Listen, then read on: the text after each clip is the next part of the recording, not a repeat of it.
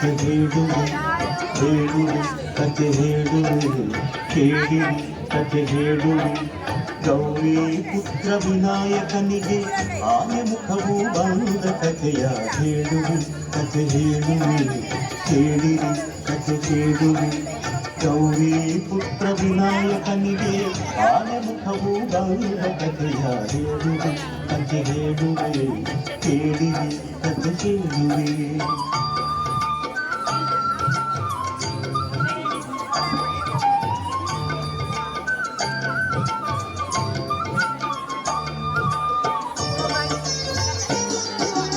ಒಂದು ದಿನ ಪಾರ್ವತಿಯು ಸ್ನಾನ ಗೃಹಕ್ಕೆ ಹೊರಟಳು ಮಣ್ಣಿನಿಂದ ಮೂರ್ತಿಯ ಮಾಡಿ ಜೀವದಕ್ಕೆ ಇತ್ತಳು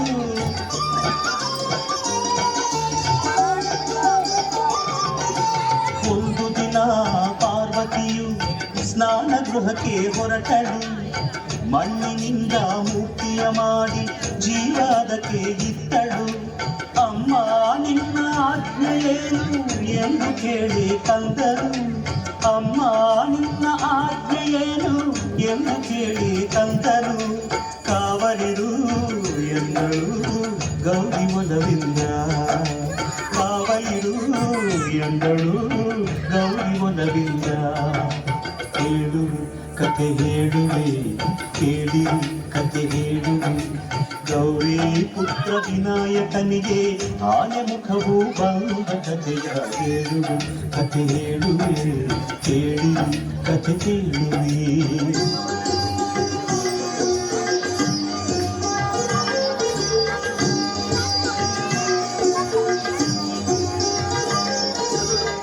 ಕಂದ ಕಾವಲಿರುವ ವೇಳೆ ಶಿವನು ಅಲ್ಲಿಗೆ ಬಂದ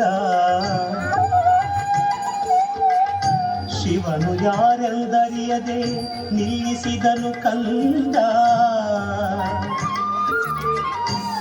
ಒಳಗೆ ಬಿಡನು ಇಲ್ಲಲಿಲ್ಲಿ ಎಂದು ಕಂದ ಎನಲು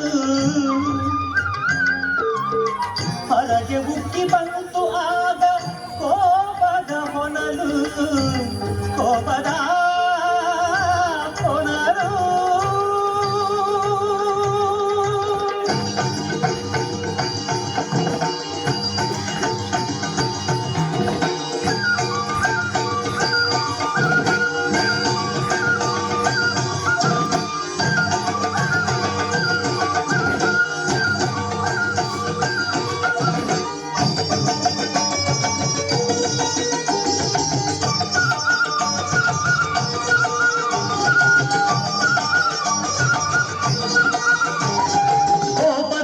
ಶೂಲ ತೆಗೆದು ನಿಂತನು ತ್ರಿಪುರಾರಿ ಕಂದನ ತಲೆ ಕತ್ತರಿಸಿದ ಕಾಮ ಸಂಹಾರಿ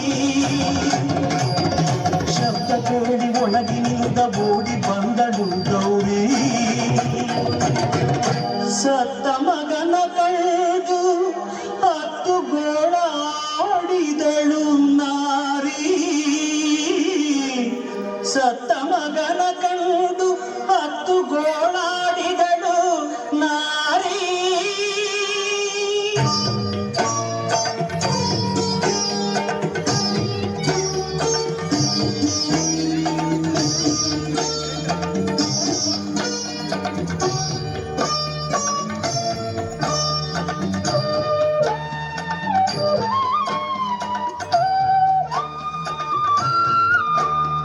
ಸತ್ತ ಹುಡುಗ ತನ್ನ ಮಗನು ಎಂದು ಅರಿತ ನೊಂದ ಶಿವನು ಒಂದು ತಲೆಯ ಅರಸಿ ತನ್ನಿ ಎಂದು ಆಜ್ಞೆ ತಂದನು ಸತ್ತ ಹುಡುಗ ತನ್ನ ಮಗನು ಎಂದು ಅರಿತ ನೊಂದ ಶಿವನು ಒಂದು ತಲೆಯ ಅರಸಿ ತನ್ನಿ ಎಂದು ಆಜ್ಞೆ ತಂದನು ಅರಸಿ ಹೊರಟರು ಗಣಗಳು ದಿಕ್ಕು ದಿಕ್ಕಿಗೆ ಆನೆಯುವುದು ಮಲಗಿತ್ತು ಉತ್ತರ ದಿಕ್ಕಿಗೆ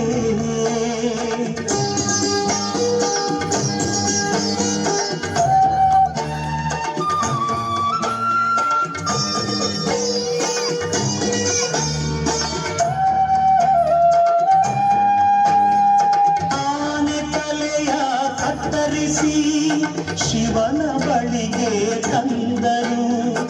ಅದನು ಮಗನ ದೇಹಕ್ಕಿಟ್ಟು ಜೀವ ತಂದನು ದೇವನು. ಜೀವ ತುಂಬಿದ ಕಂದ ತಂದೆಗೆ ವಂದನೆಗೈದನು. ಸಂತಸದೇ ಮಗನ ತಬ್ಬಿ ಅವಗೆ ವರವಾಯಿತ್ತನು. ಸಂತಸದೇ ಮಗನ ತಬ್ಬಿ ಅವಗೆ ವರವಾಯಿತ್ತನು.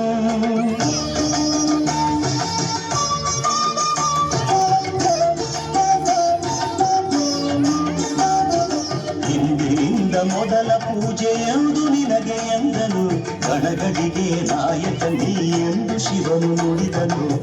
ಅಂದಿನಿಂದ ಕಂದನಾದ ದೈವ ಗಣನಾಯಕ, ಭಕ್ತರ ವಿಘ್ನಗಳನ್ನು ಹರಿಸುವ ವಿನಾಯಕ. ಭಕ್ತರ ವಿಘ್ನಗಳನ್ನು ಹರಿಸುವ ವಿನಾಯಕ. ಭಕ್ತರ ವಿಘ್ನಗಳನ್ನು ಹರಿಸುವ ವಿನಾಯಕ.